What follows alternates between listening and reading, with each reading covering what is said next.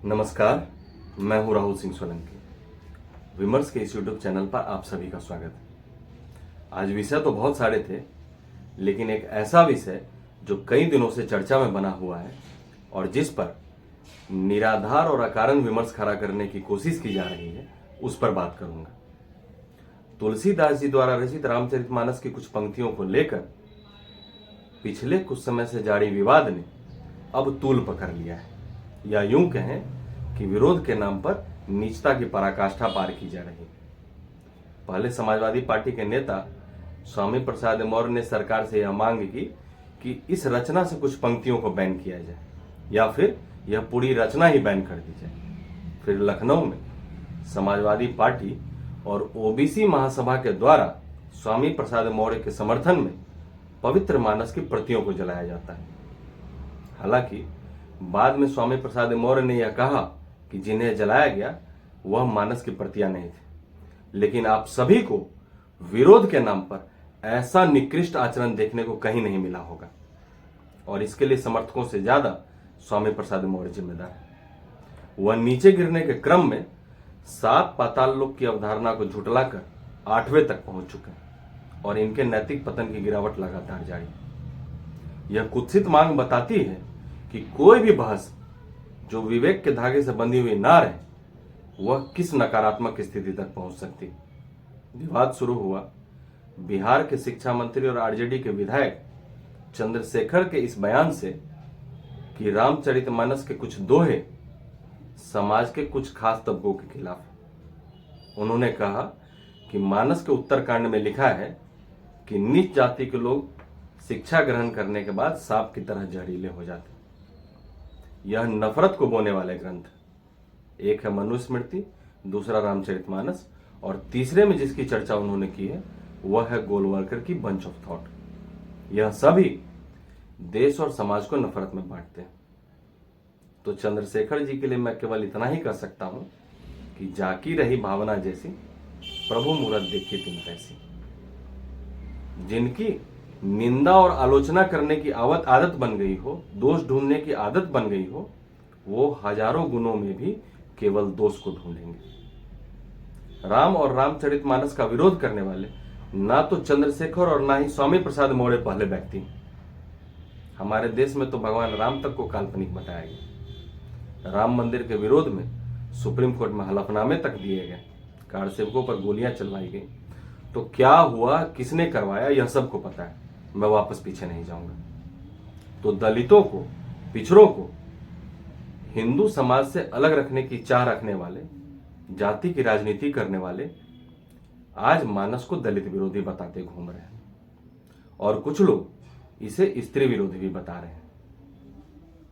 मैं कोई मानस का मर्मज्ञ नहीं हूं, लेकिन मन में एक बात स्वतः आती है कि जिन तुलसीदास जी ने संपूर्ण रामचरितमानस में सीता को माता कहकर उल्लेखित किया हो, वह किसी भी स्त्री को पिटाई का पात्र कैसे मान सकते। उन्होंने 16वीं शताब्दी में मानस की रचना की, तो चाहे वह स्त्री 16वीं शताब्दी की हो या 21वीं शताब्दी के, वह किसी भी स्त्री को पिटाई का पात्र कैसे मान सकते। जिसने मानस की शुरुआत बंदऊ संत असज्जन चरना से की हो, कैसे वो जाति आधारित विरोध के बारे में लिख सकते हैं। जिन्होंने लिखा हो अनुज बधु भगिनी सुतनारी, सुनु सठ कन्या सम एचाई, इनही कुदृष्टि बिलौकई जेई, ताही बधी कछुपाप न होई। तो जिन्होंने जगह जगह पर महिलाओं का सम्मान किया हो, जिन्होंने माता सबरी का महिमा मंडन किया हो, वो महिला विरोधी हो ही नहीं सकते। अच्छा, 16वीं शताब्दी में जब तुलसीदास जी ने मानस लिखा था, तब क्या जातियां इतनी विभाजित थीं? अगर तुलसीदास जी की मंशा सच में शूद्र और महिलाओं को प्रताड़ित करने की होती, तो हजारों चौपाइयों में से वह केवल एक चौपाई में ऐसा क्यों लिखते? यदि ऐसा ही होता तो भील सबरी के जूठे बेर को भगवान द्वारा खाए जाने का उल्लेख वह मानस में नहीं करते। केवट द्वारा राम से हट और राम द्वारा केवट को गले लगाए जाने का उल्लेख नहीं करते। तुलसीदास जी ने मानस अवधि में लिखी, तो जिन्हें अवधि नहीं आती हो वह अगर मानस की विवेचना करें तो अर्थ का अनर्थ तो निकलेगा ही। हम सभी ने पढ़ा है कि अनेकार्थी शब्द एक शब्द के अनेक शब्द ज्यादातर काव्यों में प्रयोग किए जाते हैं। उदाहरण के तौर पर देखिए, रहीमन पानी राखिए बिन पानी सब सून, या फिर दूसरा, चली चंचला चंचला के घर से तभी चंचला चमक पड़ी। अब इन दोनों वाक्यों में पानी और चंचला का हर बार अलग अलग अर्थ प्रयोग में लिया गया है। अब अज राजा दशरथ के पिता भी थे और अज का अर्थ बकरा भी होता है। तो हमारा जैसा ज्ञान होगा हम चीजों की व्याख्या उस अनुसार करेंगे, जैसी हमारी समझ होगी, जैसा हमारा विवेक होगा हम चीजों को उसी प्रकार से सामने रखेंगे। लेकिन अब देखने वाली बात यह है कि विरोध कौन कर रहा है। तो विरोध वो कर रहे हैं जो भारत की राजनीति में हिंदुओं को आपस में बांटकर सत्ता का सुख भोगने में कुशल हो चुके हैं। पहले मंत्री चंद्रशेखर जी का वक्तव्य और उनके वक्तव्य का समर्थन उनके प्रदेश अध्यक्ष के द्वारा, और अब देखिए स्वामी प्रसाद मौर्य का दिया गया बयान, जो सपा के कई नेता कल तक जो उनका निजी वक्तव्य बता रहे थे, अब समाजवादी पार्टी उसे समर्थन दे रही। समाजवादी पार्टी के प्रवक्ता समर्थन करते हुए पंक्तियों को हटाने की मांग कर रहे हैं। रही बात स्वामी प्रसाद मौर्य की, तो ना तो ये आम के हैं और ना ही राम के, इन्हें अपना बस उल्लू सीधा करना होता है। आपको याद दिला दूं, ये वही स्वामी प्रसाद मौर्य हैं जिन्होंने 2014 में बहुजन समाजवादी पार्टी में रहते हुए हिंदुओं के विवाह परंपरा पर ही हमला किया था। उन्होंने कहा था कि हिंदू विवाह में गौरी और गणेश की पूजा नहीं होनी चाहिए, और इसके लिए उनका कुतर्क क्या था कि इससे दलितों को गुलाम बनाया जाता है। तो पहले बसपा से भाजपा में आए, फिर भाजपा से सपा में गए।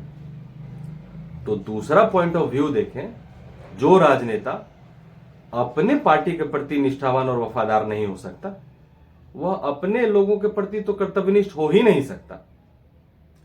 पार्टी और जाति तो केवल कुर्सी के पौए हैं जिनके सहारे पर उनकी कुर्सी टिकी। तो आप देखिए, विरोध की शुरुआत होती है बिहार में और पहुंचती है उत्तर प्रदेश में। इन दोनों राज्यों की दो बड़ी राजनीतिक पार्टियां आज मानस का विरोध कर रही है। क्यों कर रही है? तो देखिए, दोनों नेता पिछड़े समाज की राजनीति करते हैं, दोनों पार्टियां पिछड़े समाज की राजनीति करती हैं। इन दोनों ने मानस में ऐसी चौपाई ढूंढी है जिसका अर्थ वो निकाल रहे हैं कि यह महाकाव्य और तुलसीदास दोनों पिछड़ों के विरोधी हैं। तो सवाल यह है कि क्यों इन दो पार्टियों के नेता ने, या यूं कहें कि दोनों पार्टियों ने इस विमर्श को खड़ा किया? जवाब बहुत ही सरल है, आसान है।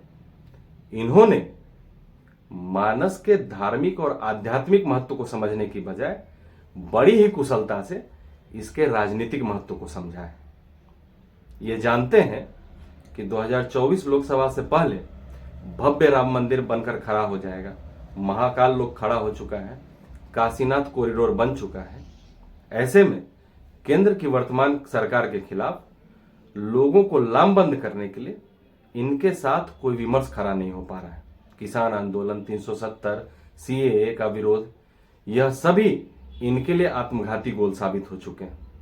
तो ऐसे में हिंदुत्व के विरोध में ये सभी जाति को खड़ा करने की कोशिश कर रहे हैं। तो ऐसे लोगों का विरोध समाज में कोई अस्थायी प्रभाव नहीं छोड़ता, उल्टा यही संदेश पुख्ता होता है कि ऐसे लोगों को नेतृत्व देना समाज के लिए कितना जोखिम भरा हो सकता है। यह बात बहकावे में आकर अपने ही महाकाव्य और अपने ही धर्म को अपमानित करने वाले लोगों को समझना होगा। मोरल ऑफ द स्टोरी यह है कि मुगल और ब्रिटिश काल में जातियों में विभाजित हुआ हिंदू समाज जब राष्ट्रवाद के नाम पर आज एकजुट हो रहा है, तो राजनीतिक पार्टियां एक बार फिर से जातियों में हिंदुओं को बांटने की रणनीति तैयार कर रहे हैं। आज के लिए इतना ही, फिर मिलते हैं अगले अंक में किसी और विषय के साथ। तब तक के लिए इजाजत दीजिए। नमस्कार।